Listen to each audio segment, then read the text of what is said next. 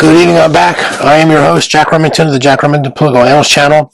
Forgive my looks, forgive my voice. I've had the flu, and then on top of it, I had severe bronchitis. This is a catch-up video. We're going to get caught up with things, where we are from our last videos, and to give you the flavor where we're at in American politics, particularly the presidency of Donald John Trump, president number 45 and 47 respectively. Thank God he got reelected, saving his country. He was looking at the immigration sign, and he turned his head at the right time with a millimeter difference of him getting his neck blown off by the first shot, which is always your good shot, the best shot, by the way. A lot of sharpshooters I've heard say that in my travels. Your first shot's always your best. And in this case, the first shot was their best, and Trump was saved by the grace of God. The best president in American history, eclipsing Ronald Reagan, JFK, Teddy Roosevelt, Abraham Lincoln, and George Washington, and Thomas Jefferson. Donald John Trump is doing the presidency. Auspices of the Constitution allow, and he's fixing this country. And people don't like it. Well, that's too bad. I like it. I voted for it 3 times. I'm going to give you the looping in of some facts and some thoughts to think about. It's all going to make sense if you pay attention to these points I'm making here. In this roundup commentary, I'm tying up like the hog tie on rustling fields of the rodeos. And I'm not much of a Western person, but I do love the state of Wyoming, and none of that's in the script. But let me get to the script. It's the one reason why the mainstream media and other sources, all sources, keep blowing out chunks and barfing out this propaganda against Donald Trump. 98% or higher is against Donald Trump is always negative.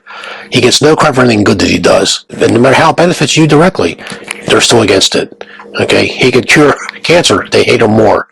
He could go with Elon Musk to Mars, be the first man on Mars, and Elon Musk get off second. Doesn't matter, they'd hate him more. Trump could do miraculous things for humanity and keep our country forever in perpetuity.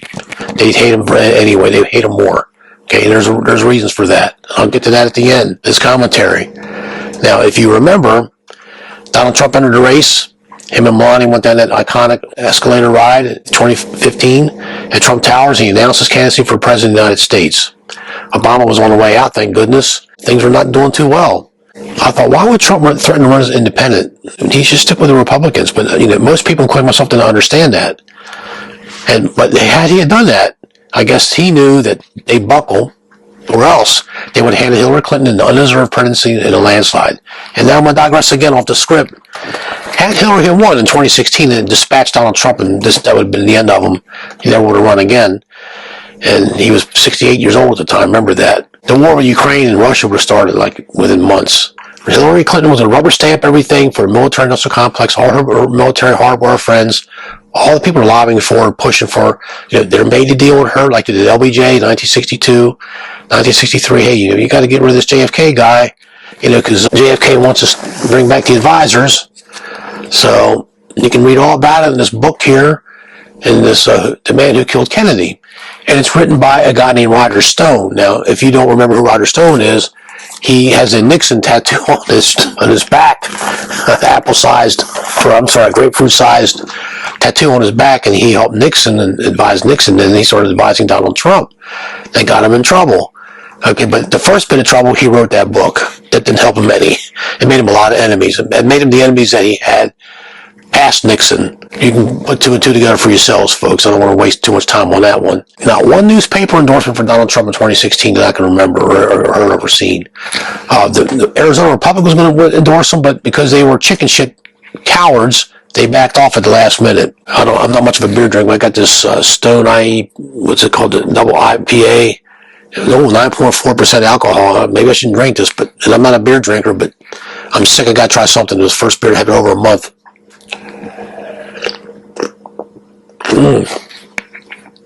It's still good, even though I'm not a beer drinker.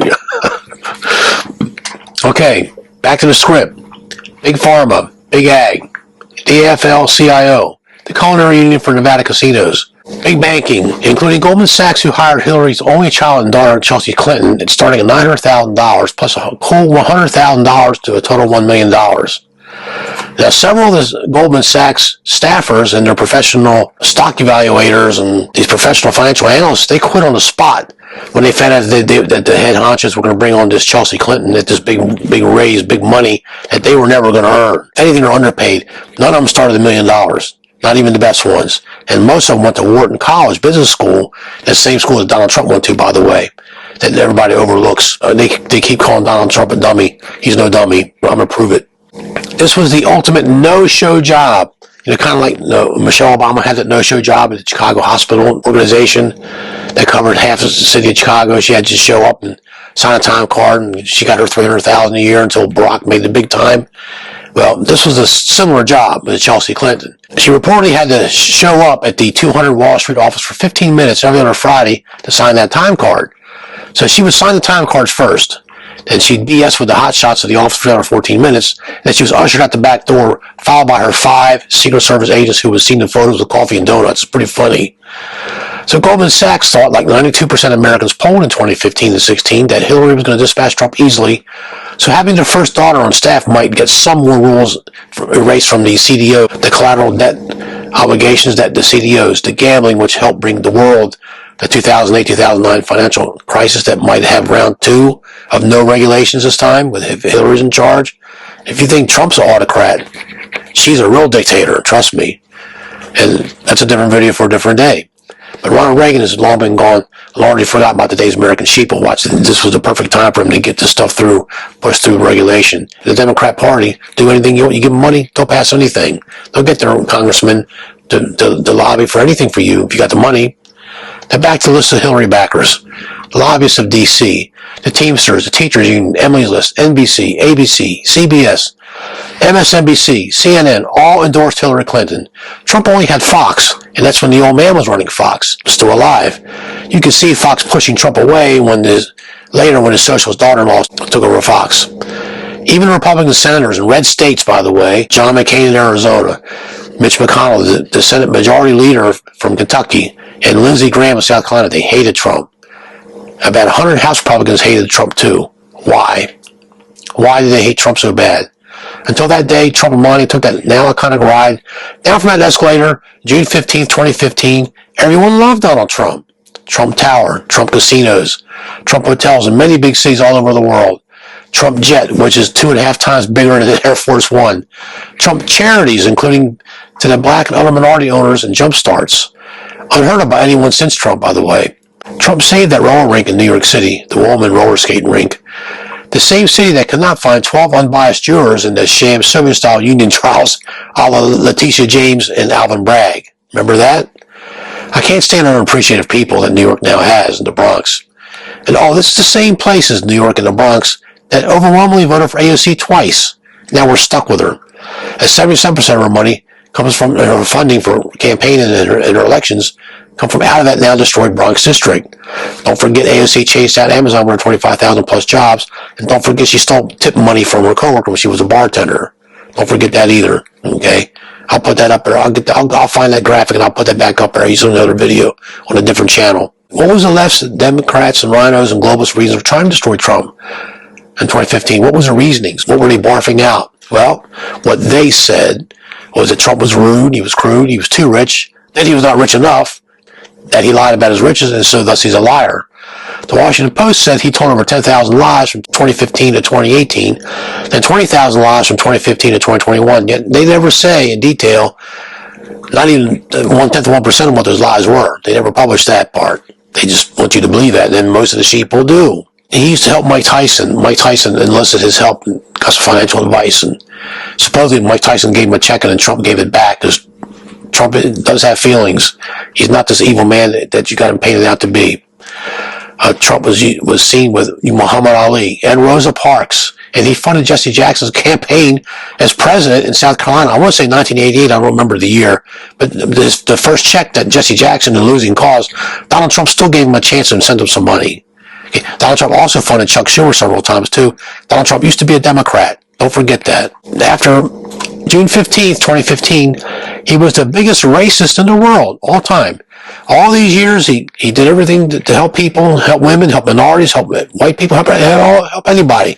He helped them started businesses in New York City and New Jersey. He would hire them. He used to hire a lot of people. He employed a lot of people under Trump Incorporated for 47 years. Okay, until I had to go into the presidential trust when he won the presidency. His son Eric ran it for his first 4 years. Then Trump went back when he lost the election to Joe Biden. Okay, easy peasy. Stick to the facts. I never saw a man 68 years, almost 69 years old, do all these things and have the public like he was in TV movies, cameos, and he's in Home Alone, he's in all kinds of stuff. And people love Donald Trump. He was Shakespearean, as E. Jean Carroll says. Anderson, we were having a high old time. You remember Donald Trump, hail fellow, well met, walking up and down the streets of New York, greeting everybody. Everybody liked him. You're talking about 1995, 95, 96. He was Shakespearean. He was great. You'd love to see him on the street. Yeah, he was great. Everybody loved him, okay? But then one day he turned to the most evil, hateful racist in universal history. Second to none. There was no worse racist than Donald Trump. Why? Because he ran for the presidency. You got to understand that, folks. If you don't understand that, then you may as well stop watching this video.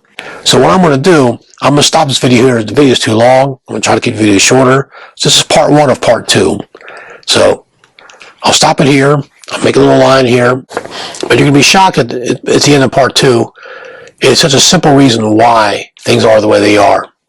It's unbelievable how easy this is. Thank you. Always great day to be American.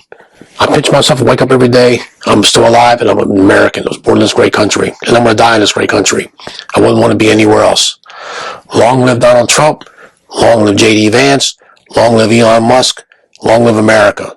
Thank you. Stay tuned for the next video.